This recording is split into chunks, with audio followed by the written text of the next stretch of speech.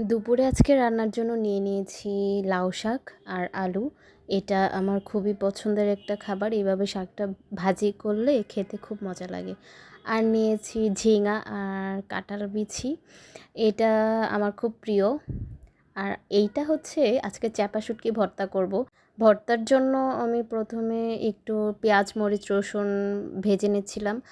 আর তরকারি রান্না করার জন্য নিয়েছিলাম গুলশা মাছ। এটা ট্যাংরা মাছের বড় মানে আপডেট ভার্সনটা আর কি। এই যে ভর্তার সব উপকরণগুলো হয়ে গেছে, সেদ্ধ বলতে একটু টেলে নিয়েছি আর কি। এখন পরিমাণ মতো সব কিছু দিয়ে লবণ মরিচ এগুলো দিয়ে ভালো করে বেটে নিলেই হয়ে যাবে মজার চাপা শুটকি ভর্তা। এটা কাঁচামরিচ দিয়ে বানানো হয় আর কি। এটা সবচেয়ে বেশি মজা লাগে আমার কাছে যখন শীতের দিন থাকে, তখন একদম ধোয়া ওঠা গরম গরম ভাত দিয়ে এই ভর্তাটা খেতে খুবই মজা। সব সময় এমনিতেও মজাই লাগে খেতে। ভর্তা তো মানে ভর্তা খেতে তো সবসময়ই মজা লাগে, আর ভর্তা তো সবারই পছন্দ। এই আর কি, এই ভর্তাটা অবশ্য ঝালটা যে যেরকম খায় ওরকম দিতে হয় আর কি।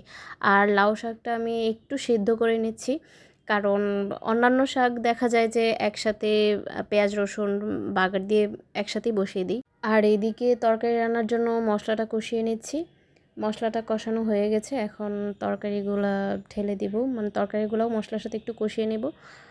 আর কষানো জিনিস তো বরাবরই আপনারা জানেন, আমি আগের ভিডিওগুলোতেও শেয়ার করেছি। আমাদের তরকারি রান্নার প্রসেসটা এরকম, একটু কষিয়ে নিয়ে তারপরে রান্না করি।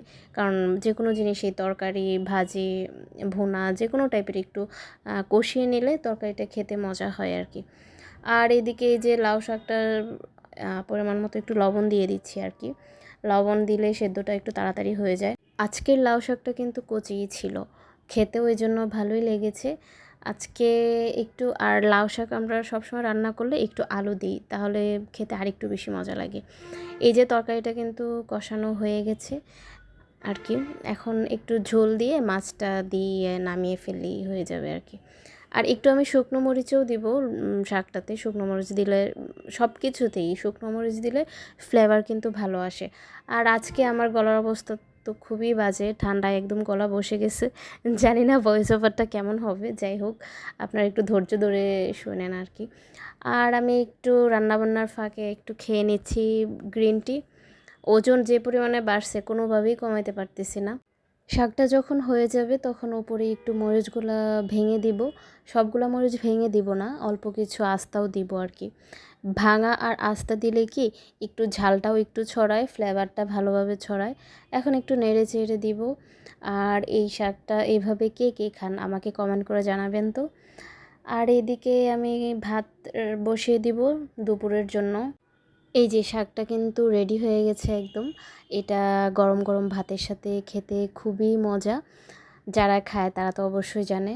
আর ভাতটাও কিন্তু হয়ে যাচ্ছে, আজকের মতো আমার রান্না বান্না শেষ।